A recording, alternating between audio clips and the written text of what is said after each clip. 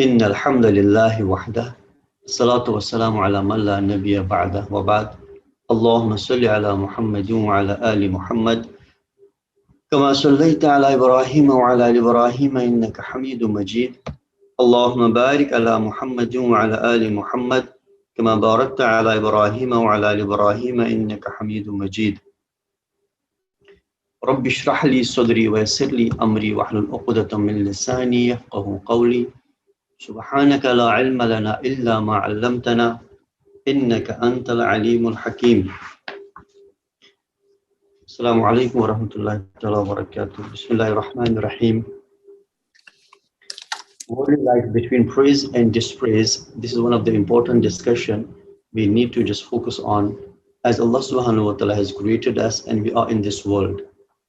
In Arabic we call it Dunya. And ulama say that there are many possibilities of the meaning of Dunya.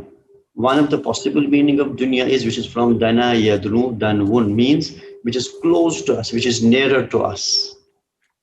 Why this Dunya is known as Dunya? Because it is close to us. When our journey starts, the first thing which we come across with is this Dunya, which is handy to us. We live in this Dunya. So Dunya means which is close to us. As Allah subhanahu wa ta'ala also says in the Quran, Qutufuha Daniya, just describing the Jannah and the fruits and the trees of the Jannah. Allah says, the Qutufuha Daniya, the branches of the trees will be accessible, very close to a person. Means there will be no efforts. Whatever fruit we want to eat there, we just have to extend our hand and it is accessible to the branches of the trees. So Dunya is which is close to us, easy accessible. And Akhirah means which comes after. Since Akhirah is coming after this Dunya, that's why that's known as Akhirah. So here we are in this Dunya, and this Dunya or this worldly life is essentially important for us. Because without the worldly world, we cannot live. So our first substract, the first place which Allah subhanahu wa ta'ala has made for our test, the testing ground, the examination hall in this worldly life. And as far as this worldly life is concerned, there are many traditions of the world who have their own different perspectives. For example, if we see the Hinduism, in Hinduism, the worldly life is altogether dispraised. On the other hand, what is encouraged, what is praised, what is commended is to shun the worldly life, is to renounce the worldly life, and to live a life of sadhu. Sadhu in Sanskrit or Hindi, it means the Hindu priest. Living a priestly life, avoiding all the possessions of the world, avoiding all the things of the world, and then leading an astute, ascetic life that is highly praised. And even the celibacy is also praised. Same also applies in the Buddhist tradition. Actually, both the traditions, they overlap. The origin of both the traditions is same, that is India. Hinduism started from there and Buddhism also started from there. So they have this overlapping timeline, and also the main ideas regarding the world, they are almost same. In Buddhism also we can find out that they encourage this type of life. And even to be dependent on others is also encouraged. The begging, and that's why you see the both bhikshu, what they call as this Buddhist priestess. They go home to home, they ask for the begging, and they say that they don't want to get involved any way into the worldly affairs. So worldly life is highly dispraised. It is highly condemned. And if we see the true Catholic Christian tradition, in Christianity we have two main traditions, Catholicism and Protestantism. In Catholicism, they also discourage the worldly life, the worldly pleasures, the worldly possessions. On the other hand, Protestants, they encourage people to have a lot of wealth so that they can spend this in the means of good to help others out. One of the most influential theorizer of West, that he was from Germany, that is Max Weber. His theory is based on this, that why capitalism developed in certain parts and pockets of the Europe. Specifically, he mentions about the UK and other parts. Why capitalism developed over there? Because of Protestantism. Their concept regarding the world was different than that of the Catholicism. Catholics, they always discourage the accumulation of the wealth. They always discourage the worldly possession. On the other hand, Protestantism, they say we need to just make all our efforts to accumulate as much wealth as we can. Then we can use this wealth in order to help out others. So this is their theory. And his main book, which has influenced the many people on the globe, that is the rise of Protestant ethics and the rise of capitalism by Max Weber. So it means that there are many traditions of the world which have different perspective regarding the worldly life. But when we see most of them, they discourage, they dispraise the worldly life. They say it is the root of all evil. In Islam, we also have two types of teachings. That's why we need to strike a balance. If we see there are certain teachings which also says almost the same thing, that it is nothing, it is chattels of deception, it is just means of trials and tests. So we need to stay away from it, and zuhud is too much encouraged, zuhud or asceticism. But on the other hand, there are the teachings which tell us that we need to accumulate the wealth. Wealth is important for us. So apparently it seems that there are two contradictory opinions regarding the worldly life in Islam. But when we see deeply, there's no contradiction, rather they're complementary. There are two approaches. These are the two approaches which a believer needs to use while dealing with the worldly life. And in this session, we try to understand our approach towards the worldly life. Is it highly dispraised, or it's also praised? Are there only disadvantages of the worldly life, or there are certain advantages of the worldly possessions or the wealth? So we need to understand this in a proper way. So we find that there are many people hear about the dispraising of worldly life in general. So they refrain from things that they naturally need, such as food and drink, thinking that this dispraising includes even the beneficial things in worldly life. Allah, the Almighty, has inculcated in the souls of human beings yearnings for things that are useful to them. However, such people prevent their souls from satisfying their needs whenever they long for any of these things, believing that this is true asceticism and out of ignorance of the human rights and needs. This is absolutely wrong, as given facts prove. So one opinion is, or one approach is that thinking that the root of all evil is the worldly life. And there's also one of the statement of Sayyidina Ali bin Abi Talib radiallahu anhu. He said, "Hubbud dunya ra'su kulli khati'ah." The love of dunya is the root of all evil. So this group of people, they think that if we get involved into the worldly activities or worldly affairs, then it will take them away from Allah subhanahu wa ta'ala. And they will not be able to worship Allah subhanahu wa ta'ala the way He deserved to be worshipped. And then they try their top level best to stay away from all these things. So and in their own concocted thinking, they believe that they are living a life of asceticism, a life of zuhud. They are totally avoiding it. They are totally abandoning it. And they never try to get it. And even if they have the means, even if they are able to get it, they decline it. So this is one approach, but this approach is quite similar with that of Hinduism, with that of Buddhism, and with that of Catholicism. There is almost no difference, but we need to understand the Quran and Sunnah properly. We need to understand the prophetic seerah. We need to understand the lives of Sahaba ridwanullahi ta'ala alayhim ajma'in. Then it will be more clear to us that what should be our approach towards the worldly life. Is it altogether to be avoided and abandoned, or there are the approaches which Islam teaches us? Yes, there are the approaches which Islam teaches us. Islam doesn't tell us that we have to renounce the worldly life. In popular Buddhism, what they call it nirvana. The salvation can only be achieved unless and until tyag is not achieved. Tyag is the first step towards the Buddhist journey of life. Tyag means renouncing the world. Tyag means that you have to avoid all the worldly life, whether it is of luxury in nature or it is just simple in nature. From simple life to the complex life, the worldly engagements have to be avoided. All the worldly involvement has to be abandoned.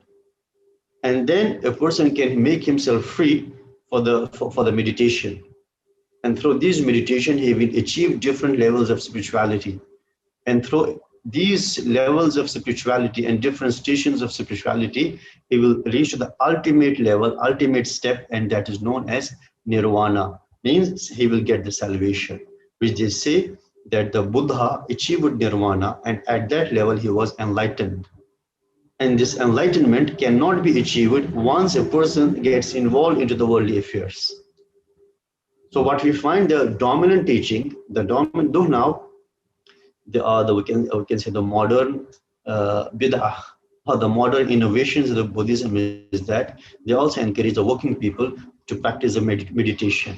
But when we see it properly, it is totally contradictory with the fundamental teachings of the Islam, fundamental teachings of the Buddhism, which highly encourage the renouncing the world, and they highly dispraise the worldly life. So, this type of element is also found in one of the groups among the Muslims. They totally deny the world. They totally dispraise the world. They outrightly reject our involvement into the worldly activities or worldly affairs. However, when we see, as I said before, the teachings of the Quran, the Hadith, and the prophetic life, sallallahu ta'ala alaihi wasallam, and the lives of Sahaba, ridwanullah ta'ala alaihim ajma'in, this thinking is altogether and outrightly rejected from their practical approach. Rather, Islam has its own approach towards worldly life. Islam teaches us that whatever we get into this dunya is all a blessing of Allah subhanahu wa ta'ala. However, whatever we owe, whatever we possess, it's all a means of test. As the whole world is meant for the test. This cosmic existence is for just test and examination. So the whole world is an examination hall. In this examination hall, everyone is supposed to prove his mettle, to prove his worth. And the result will be declared in the akhirah, not here in this examination hall. So Allah subhanahu wa ta'ala has given us many things. Some are given, some are deprived. Some are blessed, and some are inflicted with the pain. Some are healthy, some are sick. Some are rich, some are poor. Some are handsome, some are ugly. So this disparity in the human existence, and disparity in different levels, at different levels, this itself suggests us that we are facing a test. Each and every human being is facing test in his own specific context, at his own specific level. Whatever level we have in this world, whatever position we have, in all our positions we are being tested. So Allah subhanahu wa ta'ala has given us this timeline of 70, 80 or 90 or 100 years, and then the syllabus is same for all. So we have all, Allah subhanahu wa ta'ala sent all the messengers and the teachings are there. Now the choice is with us. If we were not given this choice, then there was no test. So we have this choice, so it means that there is test. If there is test and there is no choice, then it doesn't make any sense. Whenever we have test, it means there must be a choice. Choice and test are interconnected. So Allah has given us a choice, and He is testing us that how do we use our potential, how we actualize our capabilities. Do we use our capabilities in a right and positive direction, or in the wrong and negative direction? So that's the main test. And one of the main means of test is the worldly life and worldly possessions. The wealth itself. The wealth is itself one of the main means of test. As Allah subhanahu wa ta'ala has toggled, or Allah subhanahu wa ta'ala has connected many needs of ours connected to it. We need some essential things. We need the food, we need the drink, we need the clothes to cover, we need something to hide in. So these are the essential needs for the human existence. And they are all connected to the wealth. If we need to buy the drink, buy the food, we need the wealth, we need the money. If we are supposed to cover our body, we need the wealth for it. So Allah subhanahu wa ta'ala has connected our dependence upon the wealth. So our dependence upon the wealth is itself one of the biggest means of test. However, there are certain levels of wealth and certain level of our requirements. Our first level of requirement is the level of necessity, which is immensely important for us. Let's say we need the food to eat, we need a drink, we need the clothes to cover our body so that we can save our body from the cold, from the hot. And we also need a house so that we can take refuge with. So these are the essential, we call it necessity level. And then there is need level. There's difference between necessity and need. Need is also important, but not as that of the necessity. And then the third level is embellishment, decoration. Most of us are, we can say not most, almost all the human beings want to achieve the third level, that is the level of embellishment, that is a luxurious life, where we can enjoy all the luxuries of the world. That's a motivation for all our economic activities. All our efforts are to achieve the third level. So as far as the first level is concerned, level of necessity, as I said, which is in our Mukhtasar Sharia context, we call it dorura. At this level, that much amount of food is wajib upon us to eat, which can hold our breath. That much water is wajib and obligatory upon us to drink, which ensure our life. So this is the necessity level. At this level, Islam has made obligatory upon us to take the food and to take the drink. If a person says, no, I don't take any food, I don't take any drink, I want to renounce everything, he is sinful in the sight of Islam. Allah subhanahu wa ta'ala has commanded, Kulu washrabu, eat and drink. At this level is wajib upon us, because for our survival, for our life on earth, we cannot live without the food and the drink. So one level of food and drink, it is wajib upon us. And then, okay, what type of food? At the first level, any lawful food. Even at this first level, if a person doesn't get the lawful food or lawful drink, he's even allowed in certain exceptional cases that he can also consume the pork. If he feels that he cannot survive anymore, he cannot hold his breath back. At that particular specific time, exceptional case, he can even consume the pork, he can even consume the wine to hold his breath back. But then there's second level of need. Level of need is, okay, after passing the level of necessity, there is level of need. A level of need is that a person is not now as much as we can say the dependent, that he cannot survive. He can survive, but still he can have a little bit choice in the food. But at the first level, there's no choice. It is just to satiate the stomach. But at the second level, he may have a little bit choice of food. At the third level, it is colorful life. He can have the delicious food, tasty drink. That's what we are striving for. That's the motivation for our all economic activities. So these are the levels, and Allah subhanahu wa ta'ala has given the ahkam for all the levels. As far as the first level is concerned, it's wajib. The third level is mubah. But at the same time, if a person is observing all the commandments of Allah subhanahu wa ta'ala, a person is practicing all the teachings of Islam, a person is not neglecting any commandments, and beside that, Allah subhanahu wa ta'ala has blessed him a lot with a lot of wealth, and he can use this wealth as a means to get higher stations in the akhirah. And we see the life of Sahaba, Ridwanullahi ta'ala alayhim ajmain. Many a Sahaba, they were also rich people. Though most of the Sahaba, they were poor people, but many a Sahaba, they were also rich, like Sayyidina Suhaib radiallahu anhu, Sayyidina Usman ibn Affan radiallahu anhu, Sayyidina Abdurrahman ibn Auf radiallahu anhu, and many more Sahaba. And even in the later Medina period, Sahaba were too much affluent because of the many of the barakah and the blessings from Allah subhanahu wa ta'ala. And the frontiers of Islam were extended, and they got many ways, many resources of wealth. So they were quite affluent.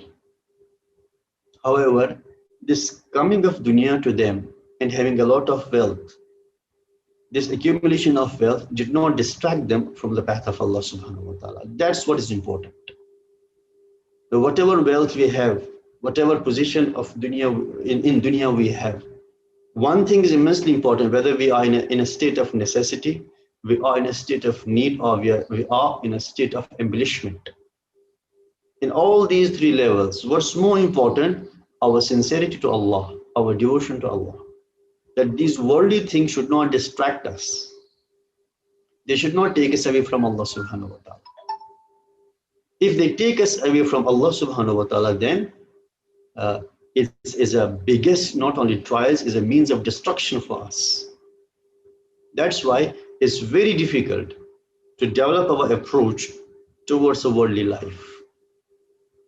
One of the statement of Sayyidina Yahya bin Mu'az, rahimahullah, he was one of the famous pious person. He said the worldly life, or the worldly possession is like a scorpion. You have to be very careful to deal with it. If you're not careful about dealing with the dunya, then it won't leave you. It won't leave you. It will bite you at any point of time. And that bite will be just destructive for you. So what is more important, to know the approach, that how you are supposed to deal with the world, to deal with the worldly life. As I said before, the first approach is totally unacceptable to Islam. That we renounce the worldly life, we encourage the dispraise of the world to the level that we leave everything behind. And we cut off all the relationships with all our relatives and all the worldly activities. That is totally unacceptable. That's what Imam Al-Ghazali says, rahimahullah, this is absolutely wrong.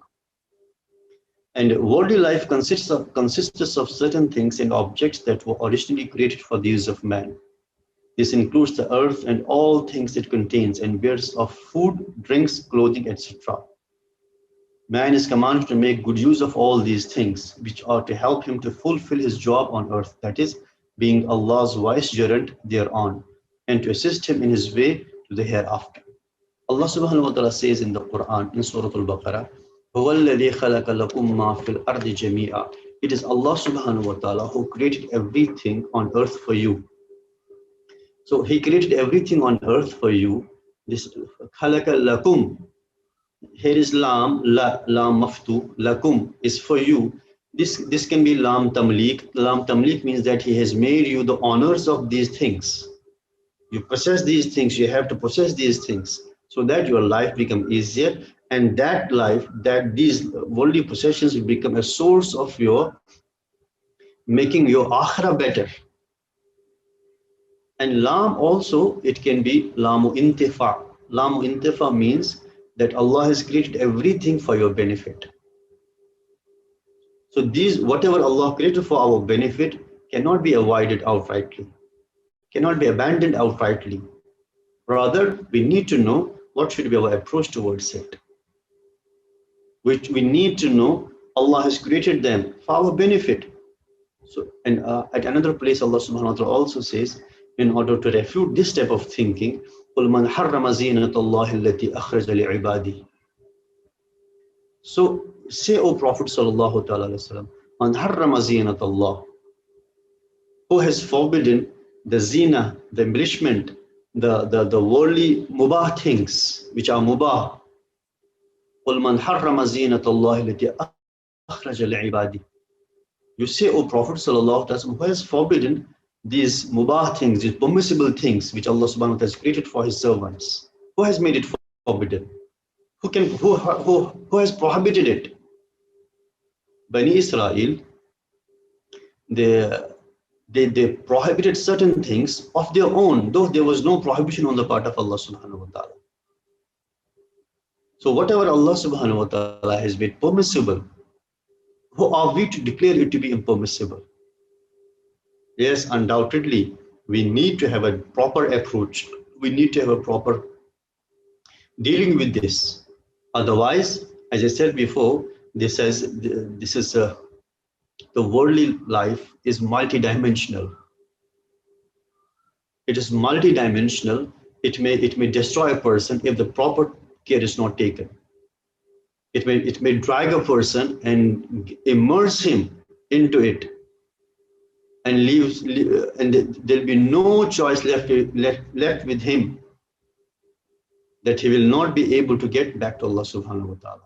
So it has a potential to distract a person also from the right path. It has that's what we call as a disadvantage of the worldly life, which we shall see inshallah a bit after.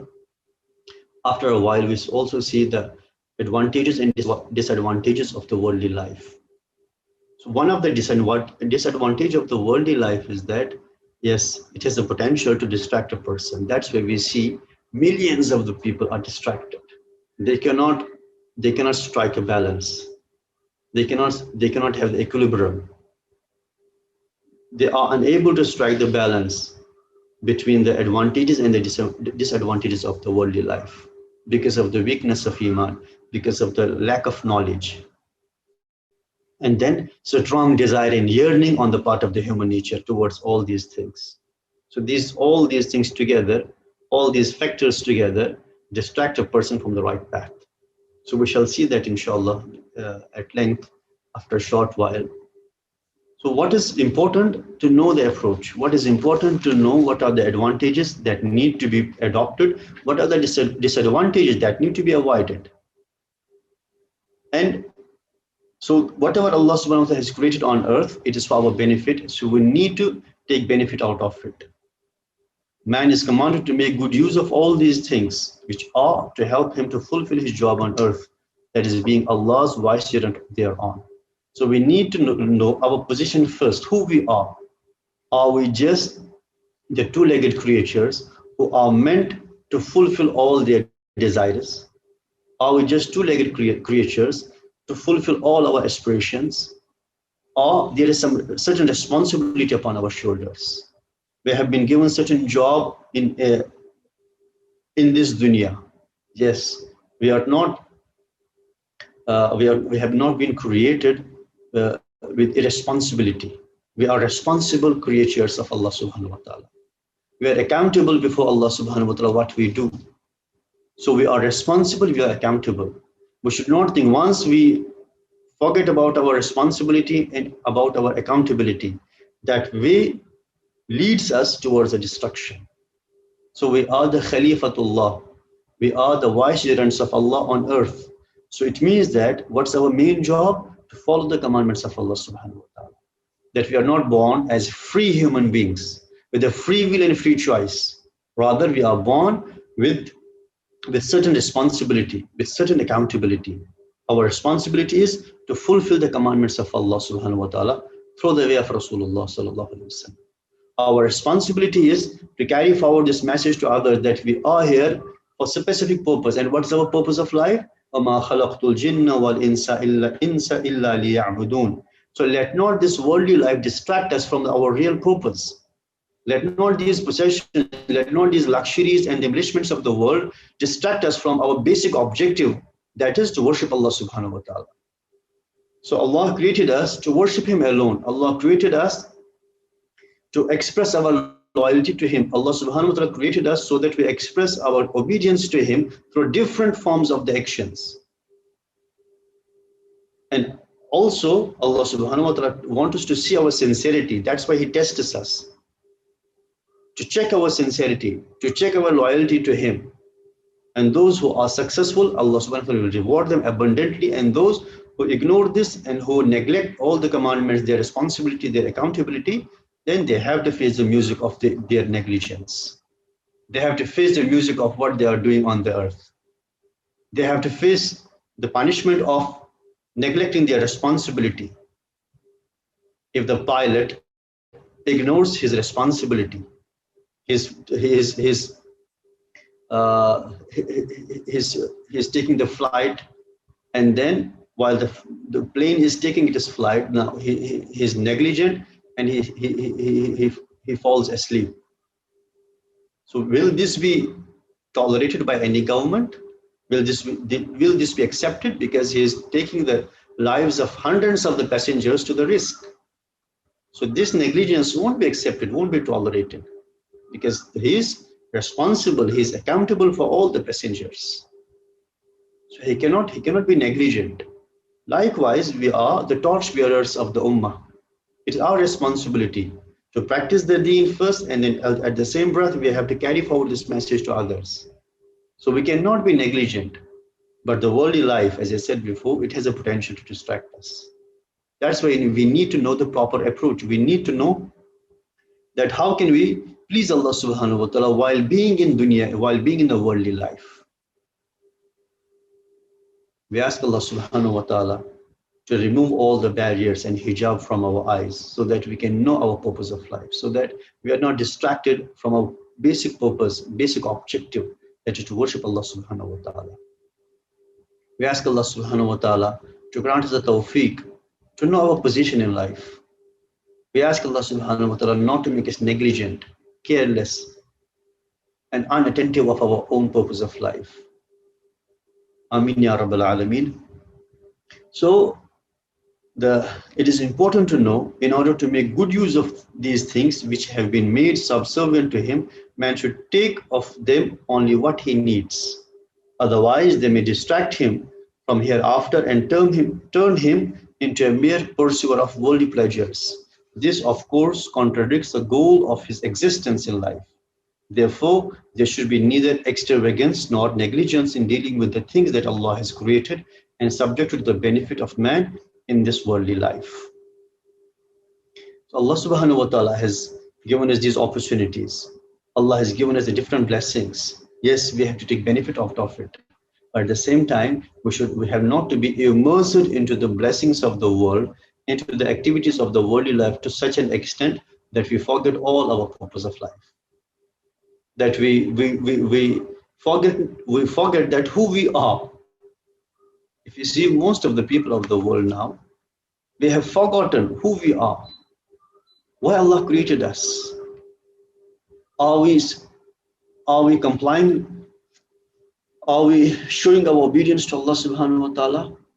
How far we are trying to be the true and obedient servants of Allah subhanahu wa ta'ala. If we see around us, including our own self, we find ourselves to be immersed into worldly life.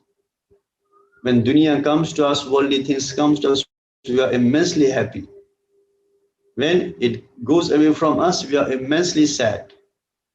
So the joy, happiness, and the sadness is all based on the dunya.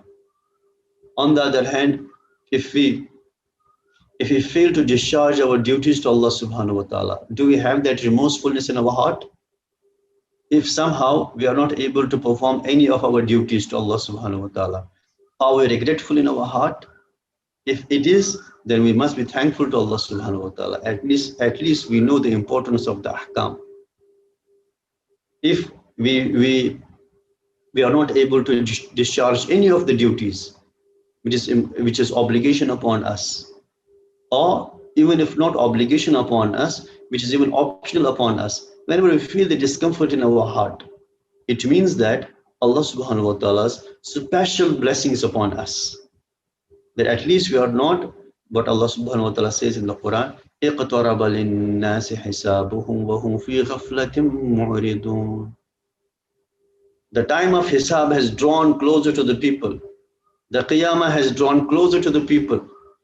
وهم في غفلة معرضون, and they are in a state of heedlessness, in a state of negligence, معرضون, denying. Subhanallah bihamdihi, subhanakallah bihamdik, ashhadu an la ilaha illa anta, astaghfiruka wa atubu ilayk. Subhana rabbika rabbil izzati amma yasifun, wa salamun alal mursaleen, walhamdulillahi rabbil alameen. Assalamu alaikum wa rahmatullahi wa barakatuh.